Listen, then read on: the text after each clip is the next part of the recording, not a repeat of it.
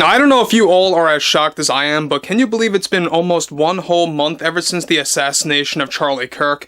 Now, one thing about that is that ever since then, we have seen a wave of celebrities, personalities, and those in the media, those coming from both the industries like the film industry and the music industry, taking advantage and politicizing the entire assassination that took place on September 10th.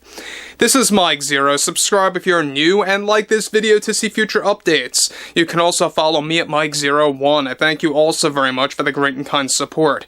Now, we all know that Stephen King is a lunatic. I think that we could all pretty much universally agree on that based on what he actually did on social media, specifically on X/Twitter, by lying about Charlie Kirk in the worst way imaginable. However, beyond that, ever since then, he has been banned from several movie appearances, cameoing as himself, as different characters in his movie adaptations, and as well, getting a lot of his books thrown off store shelves. And there's been a lot of things happening with Stephen King, and he's really not taking it well from what it seems. Now, one thing about Stephen King is that he really does get very fiery when it comes to the way he actually talks toward his own fans, specifically fans that decided to walk away, decided to never actually support Stephen King again after what he did. And so far, well, he's still not taking it well to this very day as of October the 6th. Now, what's interesting here is that we know that Stephen King is desperately trying to gain back any of his lost fans out there, and he's trying to convince them to come back in the worst way that you could even imagine at this point. Let's get into this. Now, one thing about Stephen King that I will say is that I definitely do believe, and I stand by my opinion on this, he is far worse than Mark Hamill. There is no question about it. Now, with the assassination of Charlie Kirk, taking place, of course, almost one whole month ago at this point, now, continuing, of course, to cause so many celebrities, personalities, and those in the media to politicize his death, one major development going on now involves more to do with Stephen King striking back at those that walked away from his work after he lied about Charlie Kirk and continued to say some of the most offensive things yet.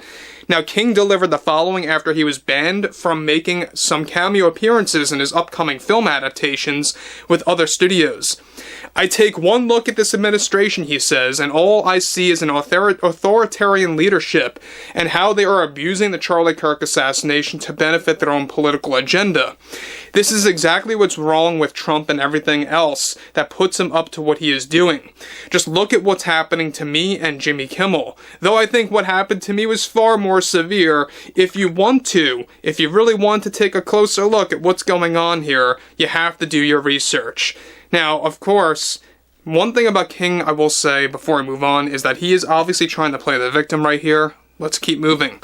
He goes on to continue, "I take one look at this administration and it's become quite disgraceful. This is exactly what's wrong with Trump and everything going on. If you want to hinder someone's line of work that they have built over decades from making an honest, simple mistake, well, if that can happen to me, it can happen to you. And that's the sad truth of everything that's happening right now. I may have apologized for what I said about Charlie Kirk on my social media, but that doesn't mean I support him. I do believe his views were so far right it wasn't fit for this country at all, and it was only creating wider issues.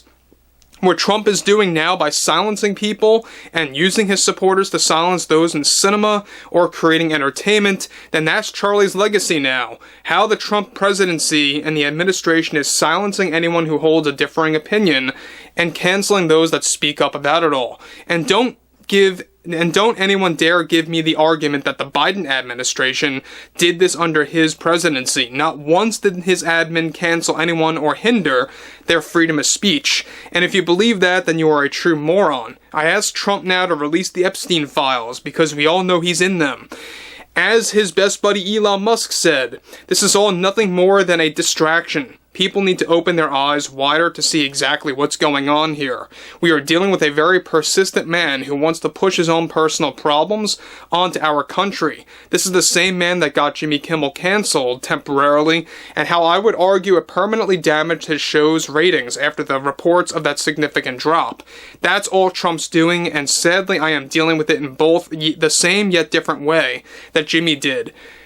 Now, let me just say one thing about Stephen King here, obviously, is that he's trying to compare himself to what happened to Jimmy Kimmel. He's obviously trying to drag that whole narrative in there about when Jimmy got temporarily canceled, which in reality, let's just call it what it was, a suspension. In the beginning, Disney wanted to make people believe that he was canceled outright, just to see how they would react, and we all saw that the market was speaking, guys. Everyone was actually, relieved to see Jimmy Kimmel off the air for the most part. But however, Stephen King continues, it's becoming a very tough time for those in show business and for those that want to entertain their audience. Whether it's through movies or books, that is now becoming Charlie Kirk's legacy. Just how reckless Trump is using what happened on September 10th to double down on his agenda and blaming the left for all of it. It's truly sickening to me, and I'm afraid to even call myself an American anymore. This is just terrible. It's something you would expect to see in dystopian movies.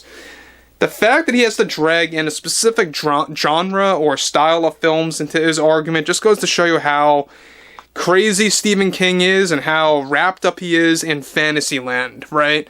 And I think that's the biggest problem with Stephen King, is that he really does have a lot of personal problems, and that's why some of the things that he implemented into his books are quite insane in specific areas that I really don't even or can't even mention right now. But one thing about this is that, look, we could all agree that over the years, people have, yes, enjoyed some of Stephen King's books. There's no question about that. I think everyone recognizes a lot of those out there, like It, or Christine, and among others out that are very much famous and well-known and have been converted into actual live-action movies. But at the same exact time, it's just like the actors. It's just like what happened to Mark Hamill and, Robert De Niro. When you see their faces on movies now, you actually don't affiliate with them with their own characters. You actually are affiliating them with their true selves now based on how political they got. And now when you look at the big, bold name, Stephen King, on every one of his books, all you can think about is his social media posts and his ongoing Trump rants and tying that to Charlie Kirk's assassination. And again, this is causing waves of people that have valued Stephen King for decades upon decades and are now just bailing on him. And that's exactly why, a lot of books are just sitting on store shelves. They're eventually getting taken off. They're not moving. Even some stores have actually banned his books, left and right. And it's really obviously not a good look at this point for Stephen King to continue to just act the way that he's acting. The fact that he actually has to bring up, just because I apologized about Charlie Kirk doesn't mean I support him. That just goes to show you that he really has no empathy for the guy. He has no empathy for Charlie Kirk losing his life to a madman on September 10th. And look, I say madman because I refuse to mention the guy's name ever again on here and never will. One thing about Stephen King, though, is that the fact that he was also banned from making a lot of other future cameo appearances in upcoming movies or television shows that will adapt his work, that is also very telling about how Hollywood now views Stephen King and just how he went way too far. And that's exactly why Stephen King is acting this way. He's very much wrapped up in his own mind. He's very bitter, and he's taking it out on the general public. But overall, I would like to hear what you all have to say about this below in the comments. And if you guys did enjoy the content for today, make sure to drop a thumbs up on this video to support the channel, and I will catch you guys later.